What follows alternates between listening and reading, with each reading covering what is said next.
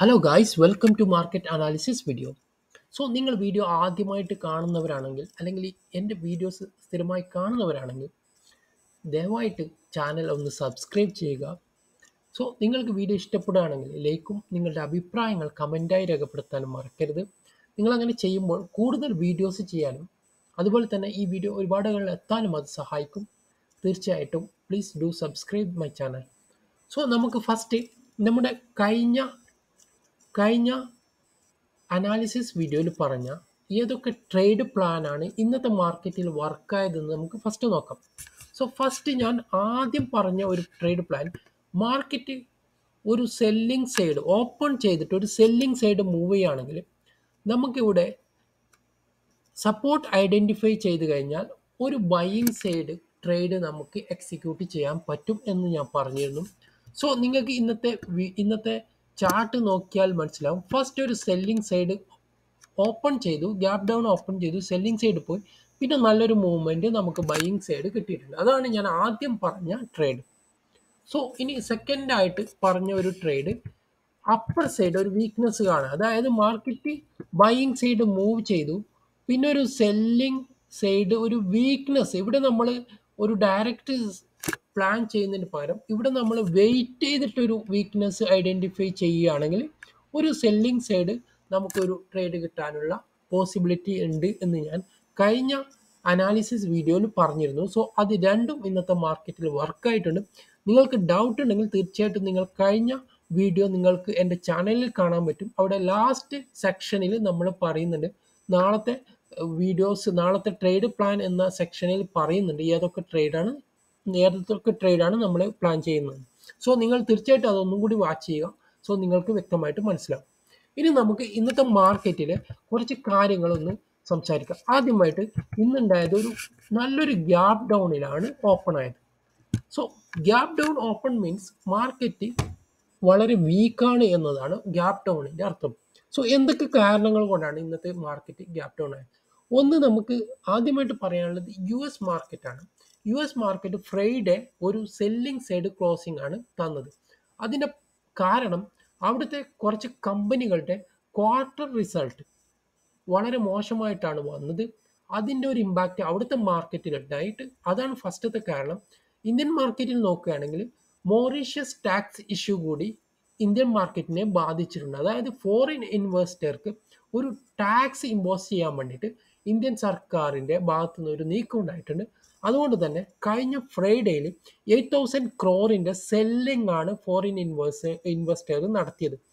അതും ഒരു നെഗറ്റീവായിട്ട് മാർക്കറ്റിനെ ബാധിച്ചിട്ടുണ്ട്.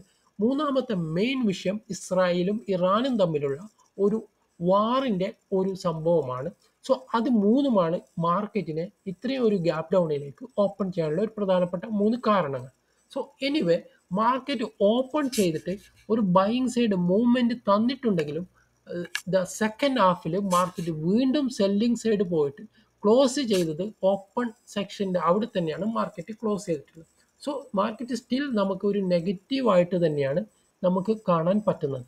ഇനി നമുക്ക് ഇന്നത്തെ അമേരിക്കൻ മാർക്കറ്റും ഇന്നത്തെ FIIയുടെ സെല്ലിംഗ് ഒന്ന് നോക്കുകയാണെങ്കിൽ ഇന്ന് ഫോറിൻ ഇൻവെസ്റ്റഡ് 3,200 crore സെല്ലിംഗ് ആണ് നടത്തിയിട്ടുള്ളത്. അതുപോലെ തന്നെ DI അതായത് ഡൊമസ്റ്റിക് ഇൻവെസ്റ്റേഴ്സ് 4,000 crore ഒരു ബൈയിങ്ങും നടത്തിയത് കൊണ്ട് തന്നെ അവിടെ പിന്നെയും ഒരു പോസിറ്റീവായിട്ട് നമുക്ക് കാണാം. ഇനിയിപ്പം നമ്മൾ അമേരിക്കൻ മാർക്കറ്റ് ഒന്ന് വാച്ച് ചെയ്യുകയാണെങ്കിൽ ഇത് S&P 500 എന്ന ഇൻഡെക്സ് ആണ്. ഇവിടെ മാർക്കറ്റ് ഒരു ഗ്യാപ്പ് അപ്പിൽ ഓപ്പൺ ചെയ്തിട്ട് മാർക്കറ്റ് ഒരു സെല്ലിംഗ് സൈഡ് തന്നിട്ടുണ്ട്. വീണ്ടും മാർക്കറ്റ് റിക്കവർ ആവുന്നുണ്ട്. നമുക്കത് ഇന്നത്തെ ക്ലോസിംഗ് കൂടി നോക്കിയാൽ ഒരു പോസിറ്റീവ്സ് കാണുകയാണെങ്കിൽ തീർച്ചയായിട്ടും ഇന്ത്യൻ മാർക്കറ്റും നാളെ പോസിറ്റീവ് ആകാനുള്ള സാധ്യതയുണ്ട്. നമുക്ക് അടുത്ത ട്രേഡിംഗ് സെക്ഷനിൽ ഏതൊക്കെ ട്രേഡിംഗ് പ്ലാനാണ് നോക്കാം. ഓക്കെ, ഫസ്റ്റ് നമ്മൾ നോക്കേണ്ടത് നമുക്കൊന്ന് ചാർട്ട് നോക്കാം. ചാർട്ട് നോക്കുകയാണെങ്കിൽ മാർക്കറ്റ് ഇവിടെ നിന്നാണ് ഓൾ ടൈം ഹൈന്ന് ഒരു സെല്ലിംഗ് ആണ്, കണ്ടിന്യൂസ് ആയിട്ട് ഒരു സെല്ലിംഗ്. ഇവിടെ ഞാൻ മുമ്പത്തെ വീഡിയോയിൽ പല പ്രാവശ്യം മാർക്കറ്റ് ഒരിക്കലും ഒരു റീട്രേസ്മെൻ്റ് ഇല്ലാതെ കണ്ടിന്യൂസ് ആയിട്ട് ഒരു സൈഡ് മൂവ്മെൻറ്റ് ഒരിക്കലും ചെയ്യില്ല. മാർക്കറ്റ് സെല്ലിംഗ് സൈഡ് പോവുകയാണെങ്കിൽ തന്നെ ഒരു സെല്ലിംഗ് സൈഡ് വന്നാൽ ഇങ്ങനെ ഒരു മൂവ്മെൻ്റ് ആണ് അധികം നടത്തുക. ഇവിടെ നമുക്ക് കാണാൻ പറ്റും ഇന്നത്തെ ഒരു ബൈയിങ് ഒഴിച്ച് വലിയ ഒരു റീട്രേസ്മെൻറ്റ് നടന്നിട്ടില്ല. സോ നമുക്കിനി ഒരു റീട്രേസ്മെൻറ്റ് ട്രേഡ് തന്നെയാണ് നമുക്ക് അതിനു വേണ്ടി പ്ലാൻ ചെയ്യാനുള്ളത്. സോ ഫസ്റ്റ് നമ്മൾ നോക്കാനുള്ളത് മാർക്കറ്റ് ഓപ്പൺ ചെയ്ത് ഇപ്പോൾ നാളെ ഇവിടെയോ അല്ലെങ്കിൽ ഗ്യാപ് ഡൗൺ ആയിട്ട് ഓപ്പൺ ചെയ്ത് ഇന്നത്തെ അതേപോലെ തന്നെ ഒരു സെല്ലിംഗ് സൈഡാണ് ആദ്യം ഒരു മൂവ്മെൻറ്റ് തരുന്നതെങ്കിൽ തീർച്ചയായിട്ടും നമുക്കൊരു ബൈയിങ് സൈഡ് ട്രേഡ് കിട്ടാനുള്ള സാധ്യതയുണ്ട്.